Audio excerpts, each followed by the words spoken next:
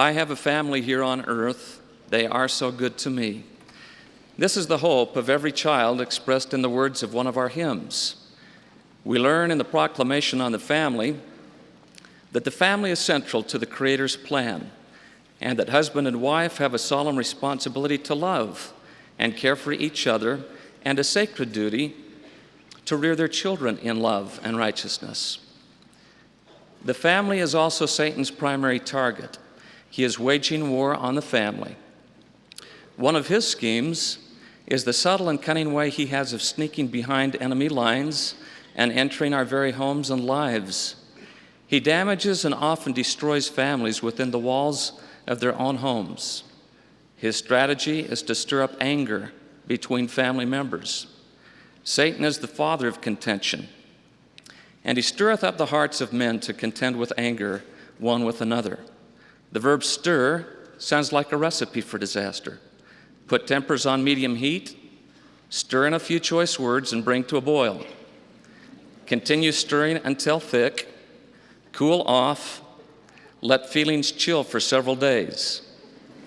Serve cold.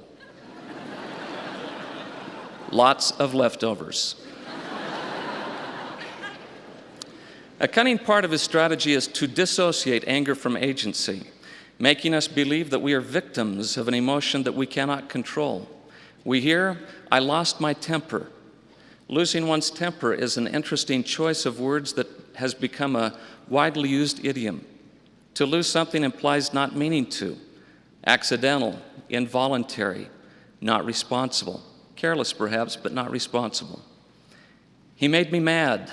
This is another phrase we hear, also implying lack of control or agency.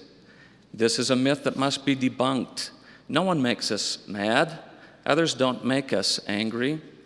There is no force involved. Becoming angry is a conscious choice, a decision. Therefore, we can make the choice not to become angry. We choose.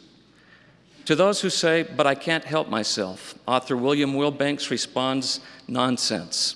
Quote, "Aggression, suppressing anger, talking about it, screaming and yelling are all learned strategies in dealing with anger.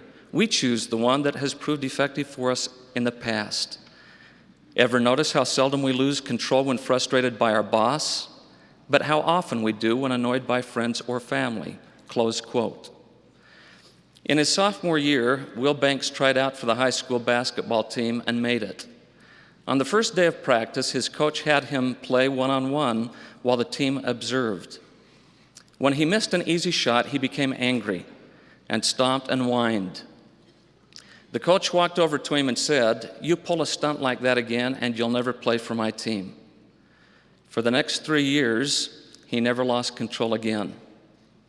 Years later, as he reflected back on this incident, he realized that the coach had taught him a life-changing principle that day. Anger can be controlled. In the Joseph Smith translation of Ephesians 4:26, Paul asks the question, "Can you be angry and not sin?" The Lord is very clear on this issue. "He that hath the spirit of contention, it is not of me, but is of the devil, who is the father of contention, and he stirreth up the hearts of men to contend with anger, one with another. Behold, this is not my doctrine, to stir up the hearts of men with anger, one against another, but this is my doctrine, that such things should be done away." This doctrine or command from the Lord presupposes agency and is an appeal to the conscious mind to make a decision. The Lord expects us to make the choice not to become angry. Nor can becoming angry be justified. In Matthew 5, verse 22, the Lord says, "But I say unto you that whosoever is angry with his brother without a cause shall be in danger of the judgment." How interesting that the phrase "without a cause" is not found in the inspired Joseph Smith translation, nor in the 3rd Nephi 12:22 version. When the Lord eliminates the phrase "without a cause," he leaves us without an excuse. "But this is my doctrine, that such things should be done away with anger, for he has so taught and commanded us." Anger is a yielding to Satan's influence by surrendering our self-control. It is the thought sin that leads to hostile feelings or behavior. It is the detonator of road rage on the freeway, flare-ups in the sports arena, and domestic violence in homes. Unchecked, anger can quickly trigger an explosion of cruel words and other forms of emotional abuse that can scar a tender heart. It is that which cometh out of the mouth, the Savior said, this defileth a man. David O. McKay said, let husband and wife never speak in loud tones to each other unless the house is on fire. Physical abuse is anger gone berserk and is never justified and always unrighteous.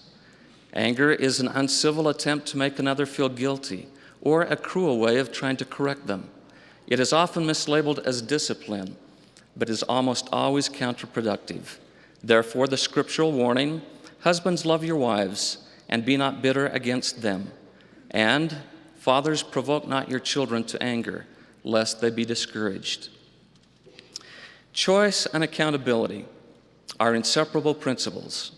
Because anger is a choice, there is a strong warning in the proclamation that individuals who abuse spouse or offspring will one day stand accountable before God. Understanding the connection between agency and anger is the first step in eliminating it from our lives. We can choose not to become angry. And we can make that choice today, right now. I will never become angry again. Ponder this resolution. The 121st section of the Doctrine and Covenants is one of our best sources to learn correct leadership principles. Perhaps the most important application of section 121 is to parents and spouses.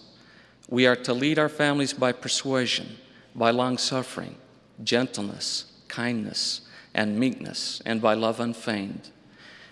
May each child's dream of having a family here on earth that is good to them come true. This is my prayer and my testimony. In the name of Jesus Christ, amen.